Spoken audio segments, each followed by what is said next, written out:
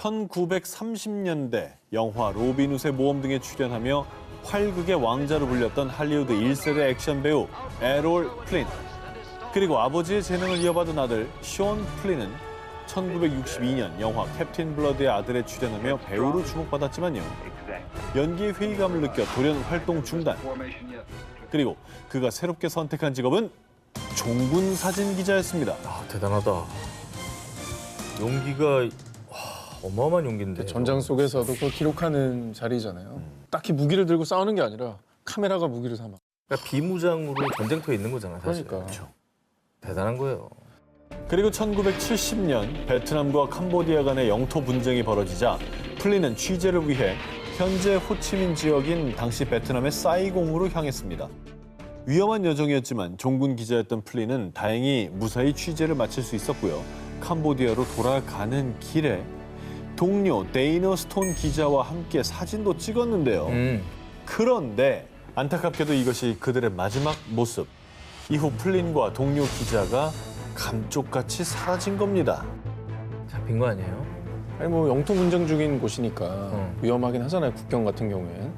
근데 종군 기자는 그게 협정에 맺어져 있습니다. 어쨌든 전쟁 영혼이 아니니까. 플린이 실종된 이후 목격자는커녕 그들이 체포됐다는 소식도 없었고 그들의 시신조차도 발견되지 않았는데요. 헐. 결국 미국 정부는요. 두 사람은 베트콩에게 1년 넘게 잡혀 있다가 캄보디아의 무장 군사 조직에 넘겨졌을 것으로 예상됩니다. 두 사람이 반군에게 넘겨져 목숨을 잃었을 가능성을 제시. 그로부터 14년이 지난 1984년 공식적인 사망 선고가 내려졌는데요. 아이고. 그런데 말입니다. 플린이 실종되고 20년이 지난 1990년 캄보디아의 한 마을에서 몇 년 동안 미국인 2명이 살았다는 충격적인 증언이 나왔습니다. 살았나 보다. 그 두 사람 아닙니까? 그러니까 공교롭게도. 그러니까 억류된 채 이렇게 막 살아가고 있는 거 아닙니까? 아, 억류된 채. 동료 기자였던 팀 페이지는 즉시 캄보디아의 상케 카옹 마을로 향했고요. 그곳에서 아주 결정적인 이야기를 듣게 됩니다. 예전에 우리 마을에 살던 한 미국인이 자기가 배우의 아들이라고 하더라고. 어머, 아, 배우 아들 미국인이 캄보디아에 있을 가능성이 저 당시에 뭐 얼마나 있겠습니까? 이 정도면 그냥 그 사람 아니에요? 플린이네, 플린. 맞죠? 자, 그렇게 마을 사람들의 증언을 토대로 플린의 행방을 찾아다닌 페이지. 마침내 베이메트라는 작은 마을에서 플린과 동료의 것으로 추측되는 무덤을 발견했는데요. 그 무덤에 남아있는 유해를 분석한 결과 실종된 플린과 동료 스톤의 체격과 흡사하다는 사실을 발견. 그런데 말입니다. 수년에 걸친 DNA 조사 결과는 불일치. 그러던 중 2010년 3월 플린의 행방을 찾던 영국의 한 탐사팀은 캄보디아의 캄퐁참 지역에서 거대한 외국인 무덤을 발견. 드디어 플린을 찾았나 싶었지만 모든 DNA를 분석한 결과 플린의 DNA와 불일치. 결국 플린의 행방은 여전히 미스터리로 남아 있습니다. 아, 답답하네 진짜.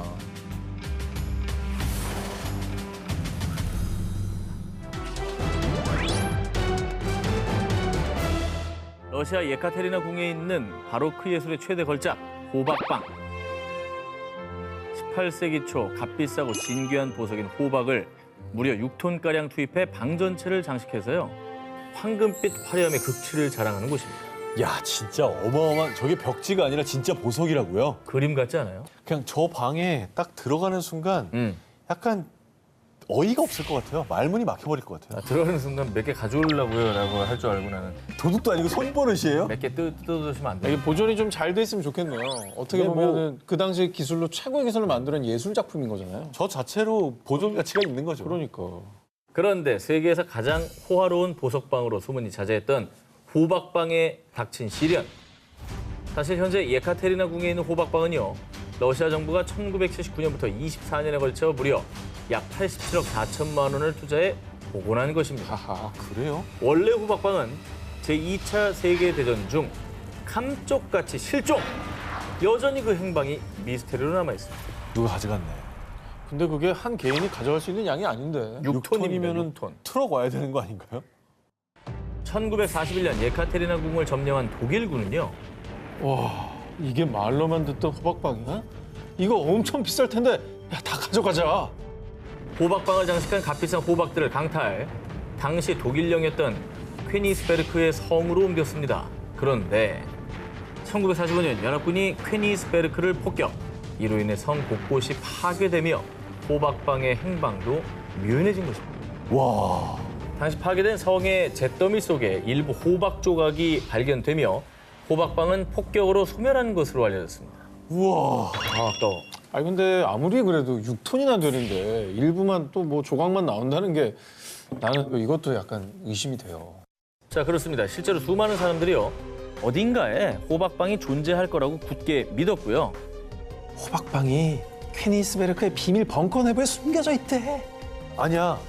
제3국으로 옮겼는데 거기 점령한 미군이 가져갔대. 호박빵에 대한 미스터리가 풀리지 않은 가운데 2015년 폴란드 바우브지흐 인근에서 나치가 빼돌린 황금 보석을 운반했다고 알려진 일명 황금 열차가 발견됐다는 소식이 전해졌습니다. 어머. 이에 사라진 호박빵이 이 황금 열차에 있을 것이라는 기대감을 모으기도 했는데요. 하지만 바우브지흐에는 황금 열차도 호박빵도 존재하지 않습니다. 폴란드 당국의 발표로 결국 미스테리로 남은 호박빵의 행방. 하지만 보물 헌터들은 포기하지 않고 지금도 여전히 이 시간에도 호박빵의 행방을 찾고 있습니다. 히틀러 모모모 미스터리. 두 기자님은 나치 독일의 독재자 아돌프 히틀러가 어떻게 세상을 떠났는지 알고 계십니까? 마지막 장면. 권총 자살. 권총 자살. 네. 1945년 4월 30일 제2차 세계대전 당시 독일의 폐색이 짙어지자 독재자인 아돌프 히틀러는 독일 베를린의 지하 벙커에서 연인이던 에바 브라운과 함께 청산가리를 복용한 뒤 권총으로 자살했다라고 전해졌는데요. 네. 그리고 다음 해 소련군에 의해서 매장됐던 히틀러의 유골이 발굴, 이후 2000년 러시아 국가기록보관소에서 총탄의 흔적이 남은 그의 두개골을 보관 중이라고 공개했습니다만 이후에 그의 죽음은 수많은 의혹과 음모론을 불러 모았습니다. 생전에 보여준 모습은 아주 강인한 모습이었는데 그가 나약하게 그냥 아무리 코너에 몰렸다고 해도 자살했다는 거를 사람들은 쉽게 믿지 못했을 것 같아요. 그랬을까? 설마? 그런데 말입니다. 2009년 히틀러 죽음에 대한 미스터리를 증폭시키는 연구 결과가 전해졌습니다. 미국 코네티컷 대학의 고고학자인 릭 벨란토니 교수가 러시아 국가기록보관소에 보관돼 있던 히틀러의 두개골 그리고 그의 혈흔이 남은 소파에서 샘플을 채취해 DNA 분석을 했는데요. 그렇지. 히틀러의 것으로 추정되는 두개골은 40세 미만의 여성의 것으로 판명됐습니다. 에바 브라운 아니야? 일단 히틀러라고 하면 맞는 게 하나도 없어요. 연인인 에바 브라운의 두개골일 수도 있다라는 가능성도 제기됐지만 브라운의 알려진 사인은 총상이 아니었고요. 해당 두개골이 에바 브라운의 것이라는 명확한 증거를 밝혀내지 못했습니다. 히틀러의 두개골을 러시아에서 가지고 있다고 발표한 것도 사실 미스터리였어요. 왜 거기가 있는지. 근데 그것조차 뭐 분석해보니까 사실이 아니라고 하니까 야 이게 음모론이 더욱더 스멀스멀 나올 수밖에 없는 상황인 것 같습니다. 어디 있을까요? 그런데 9년 뒤인 2018년 미스터리함을 더욱 증폭시키는 또 다른 연구 결과가 나왔는데요.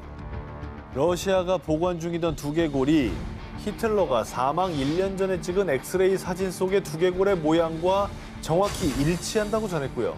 게다가 러시아가 보관 중이던 히틀러의 치아에 대한 추가 조사를 통해서 그의 치아 일부에서 독극물의 흔적까지 발견됐다며 히틀러가 독극물을 먹고 권총으로 자살한 것이 맞다는 결론을 내렸습니다. 아니 40대 미만 여성의 두개골을 하면서요.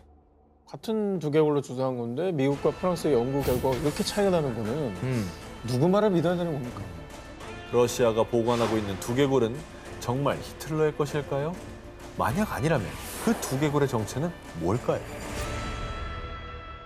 하늘로 사라진 모모모. 제2차 세계대전 당시인 1944년 7월 31일 오전 8시 30분경 연합군의 프로방스 상륙 작전에 필요한 지도 제작용 항공사진 촬영을 위해 이륙한 정찰기 P-38 라이트닝. 그런데 해당 정찰기가 그 어떤 교신도 없이 감쪽같이 사라지는 사건이 발생. 해당 정찰기 실종 사건에 전 세계가 떠들썩해졌습니다. 그리고 사람들을 더욱 놀라게 한 건 이 조종사의 정체였습니다. 응?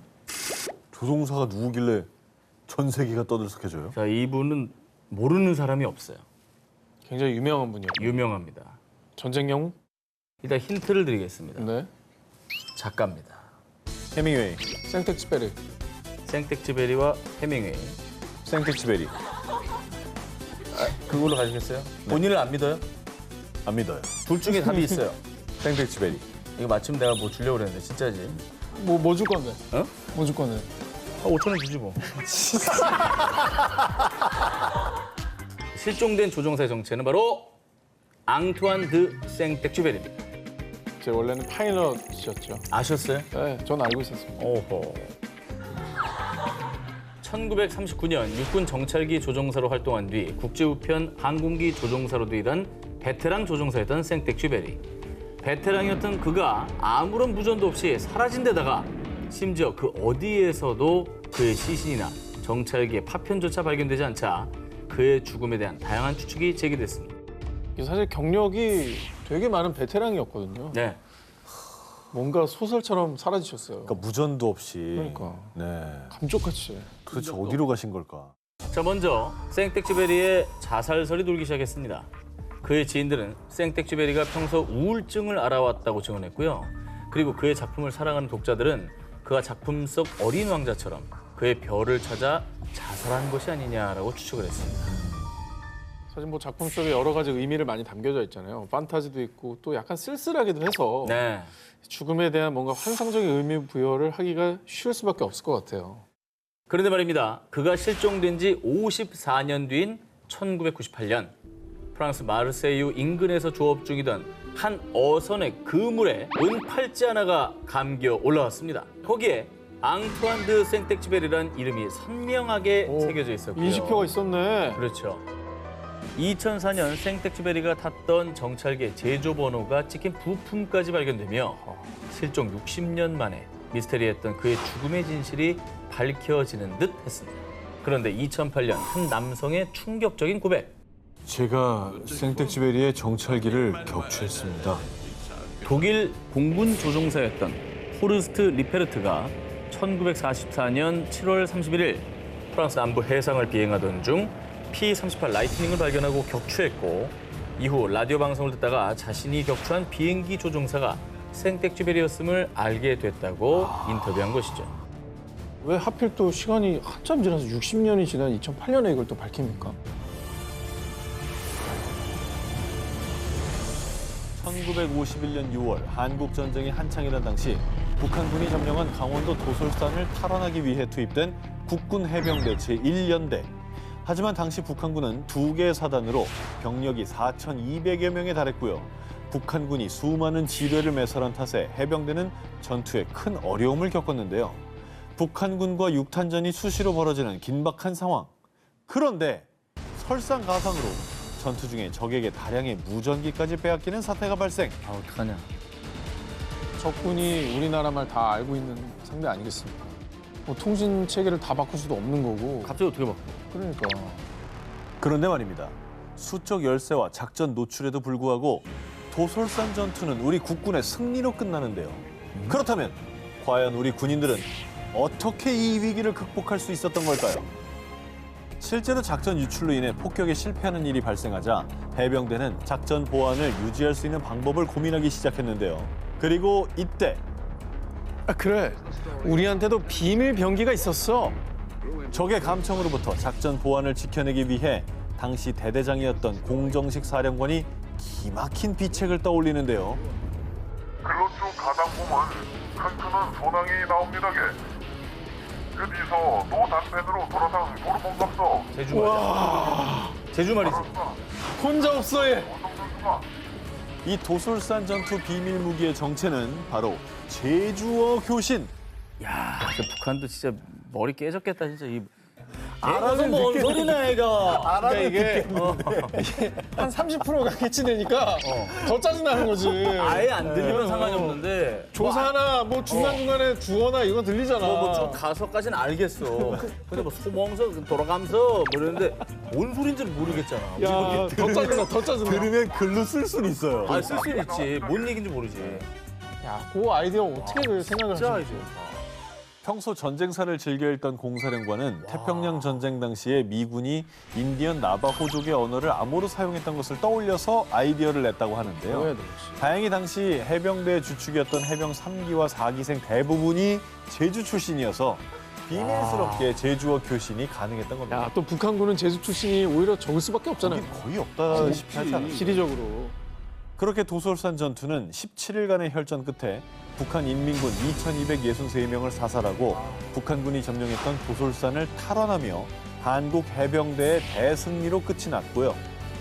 도솔산 전투의 승전을 이끈 제주 출신 군인들의 비밀 작전은 승리의 역사로 전설처럼 전해지고 있습니다. 알았어. 이번 특종은 사진부터 공개해드리겠습니다. 자, 두 기자님은 지금 사진 속에 보이는 이 물체가 어떤 걸로 생각되시나요? 우주선이요. 딱 발사하게 생겼는데 밑에? 방공호인가? 종 모양이라고 해서 실제로 벨이라는 이름이 붙여진 이 비밀스러운 물건의 실체를 지금부터 파헤쳐 보겠습니다. 때는 2000년 폴란드의 군사 전문 저널리스트 이고르 위트코우스키는 익명의 폴란드 정보 요원으로부터 비밀 프로젝트 문건을 입수. 그 충격적인 내용을 공개하며 저 벨의 존재가 처음으로 세상에 드러났는데요. 아, 근데 이 벨의 용도가 어쨌든 되게 궁금하네요. 인공위성을 쏘아 올려가지고 연합군의 움직임을 다 관찰하려고 한 거죠. 저걸로? 네. 자, 놀랍게도 이 벨은 제2차 세계대전 당시 나치가 직접 개발, 완성이 임박했던 비밀 장치였습니다. 제2차 세계대전 종전 이후 체포된 나치 친위대 장군 자콥 스프른베르크에 따르면요. 나치에서는 벨을 연구한 프로젝트를 디글로케라고 불렀습니다. 제2차 세계대전 당시 1000톤급 메가탱크, V2 로켓 등 신무기 개발에 전력을 다했던 나치는요. 특히 이 벨을 완성시키기 위해 당시 최고의 과학자들과 엔지니어들을 투입. 아주 비밀리에 연구를 진행했다고 하는데요. 뭐야, 저거? 일명 디글로케라는 암호명으로 불린 벨의 정체는 바로 타임머신. 이게 어떻게 이류고야? 아, 엽기적인 그녀야? 어? 아니 죄송한데 그건 타임캡슐이고요.